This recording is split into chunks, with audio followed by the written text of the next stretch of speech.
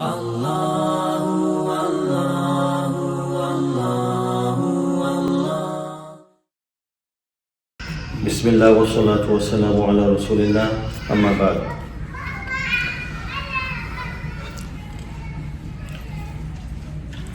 Assalamu alaikum wa rahmatullahi wa alaikum assalam. Is it haram to block traffic as a means of protesting? Nowadays, many Muslim protesters in USA or in other countries are blocking roads and highways. People are missing flights, missing crucial doctor appointments, and this is harming society. Normal people start hating the protesters and end up opposing the causes they were protesting for. We are told it is impermissible to pray in the street, and that it is sadaqah to remove an obstacle from the street. What about blocking roads and halting traffic for protests?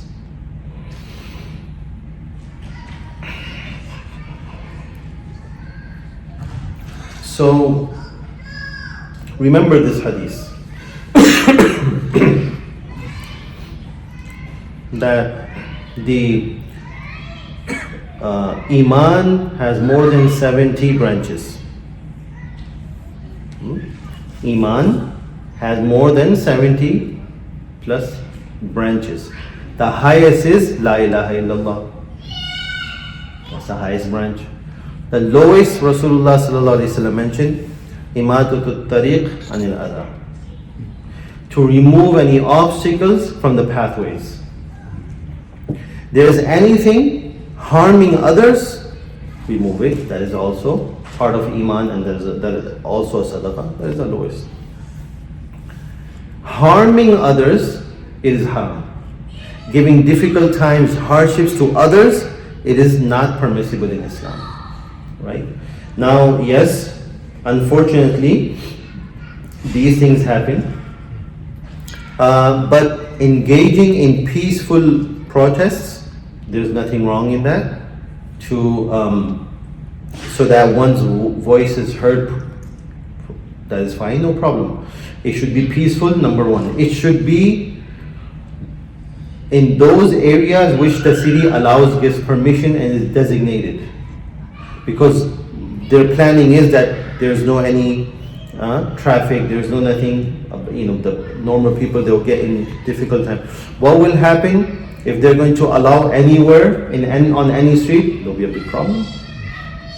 Right? People have to go to work, people have to go to hospital, they have doctor appointments, so many things. So in Islam, if these types of protests are going on, that is unplanned, no permission, that is not permissible in Islam. And remember this as well. Anything that you do in your life that goes against Islam, no matter what the cause is beautiful. The cause can be amazing. There will be no barakah in it. The people who are protesting for a good cause, Islamic cause, but they're doing it in the wrong way, it will not benefit, unfortunately. They should do it in a proper way, Islamic way, no one gets hurt, peaceful, not destroying any properties, not doing anything, in a peaceful way. There's barakah in it, and the voice will be heard. And you'll have that power of the voice.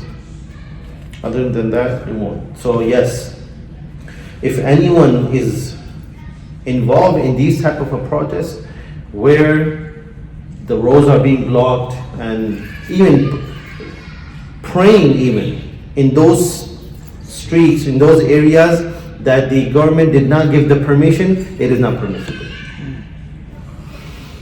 You're not benefiting in Islam, you're harming the Islam. What will happen? People will see that right on the middle of a street, people are praying. And everyone knows how the Muslims pray. Those people who have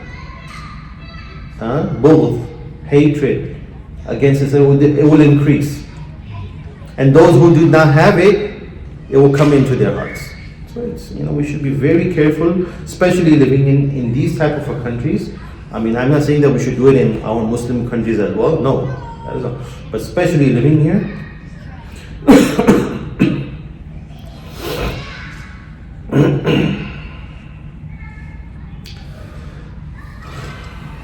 Assalamu alaikum. Wa alaikum assalam. I have a personal question. My cousin, who is ostensibly Muslim, is getting married to a non-Muslim man. We have raised extensive concerns about this, and we have told her it's not halal. However, she insisted on the wedding happening, and it will happen shortly. Should we and other families boycott the wedding? Should we refuse to talk to her going forward? Yes, these things are happening. It's very sad. And these things are increasing in the Muslim society, that Muslim men are marrying other religions, Hindu, Buddhist, other religions, atheists. They don't care, they're married. And the worst part is the women are marrying, and this is unfortunately increasing. Now, does this happen overnight? No. It's the upbringing, it's the ta'aleem, the education. This is the problem. That's the main cause. Lack of Islamic knowledge. Now, the question is, this is another subject. You have done your responsibility, you have done your part to tell your cousin that it is not permissible, what you're doing is wrong. That is your responsibility. You cannot force anyone, number one. Number two is, should we boycott the wedding? Yes. Because if you're going to go, you're participating in haram, you're promoting haram, it is not permissible totally. If they have invited you, it is actually fard not to go. It is obligatory upon you not to go in that type of a ceremony that is haram. Number one. Number two is, should we refuse to talk to her going forward? No. Cutting ties is haram. Cutting ties with anyone it is haram. You should not cut ties, but yes, time to time, assalamu alaikum, that is enough. You don't have to be so much close, but totally cutting ties, that is not permissible. So stay away, and also tell your family members not to go to the wedding. Remember this: لا طاعة لمخلوق في معصية الخالق. That no obedience to the makhluk, no obedience to the creation of Allah, in which that you are disobeying Allah. In any matter that you are obeying others and disobeying Allah, it is haram in Islam. This also counts with the parents. If parents are commanding you to do something haram, aliyazu billah, you're not going to listen. You're not going to be rude at them. That's what I'm not saying. We're not going to listen to that command, and we're going to follow Allah's command. Simple as that.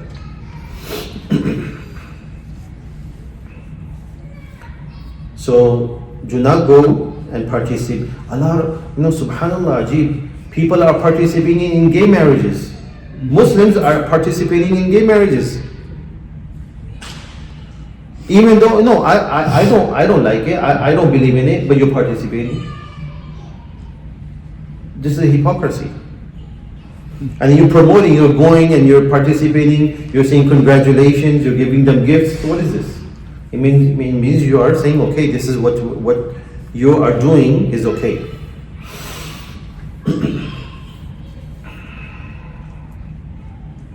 Assalamu alaikum wa rahmatullah. Wa alaikum assalam. Respected Imam Sahab. When a parent passes away, does the actions of their children affect their status in the next life, whether good or bad? As we all know, in principle, it is the responsibility of the parents to give their children a good education, a good Islamic upbringing. If you have done your job, you have fulfilled the responsibility as much as best of your ability. And then when you pass away and those kids are doing good, following deen, you get the reward. If they are doing bad, nothing will happen because you have done your responsibility as much as you can. After the bulughat, after the maturity, they're on their own. You have given them the initial education, but from the beginning, you had no concern. You did not try. You just whatever how they were being they were being raised. You did not care. You did not give them the Islamic talim. You did not. And then after that, when parents pass away, whatever evil and bad they will do, it will be. You're getting that. It will be a sin. And regarding this, yes, like you are bringing the children with all the education and everything. I mean Islamic education, right? What is the cut of time and maybe that year that okay, we did it our job, now it is your responsibility? What is the cut? no, there is no cut-off though. The thing is that no matter how old our children gets, we keep on giving them the education, right? We keep on advising them good. There is no any time limit. But you do your best. Whether they're children, when they grow up, whether they have been married, they have their own kids, still the parents are teaching them and advising them. They always do that. But the thing is that the main time when they are under your control, when they are dependent on you, and at that moment you have not given them the Islamic education, you have not given them a good tarbiyat, upbringing, that is the age. But once they grow old, they know everything, they know that my parents have sacrificed a lot for me, but still they are going in the wrong path, you're not comfortable. That's what So, there's a hadith, right? When a man dies, his good deeds ends, except for three things. Number one, sadaqah jariyah. Number two, beneficial knowledge. A person who acquires knowledge and then gives it to others, especially Islamic knowledge, and then they're doing it, and it's going on and on and on. The reward is going into the grave, right? And number three is righteous child who will pray for him, who will pray for the parents.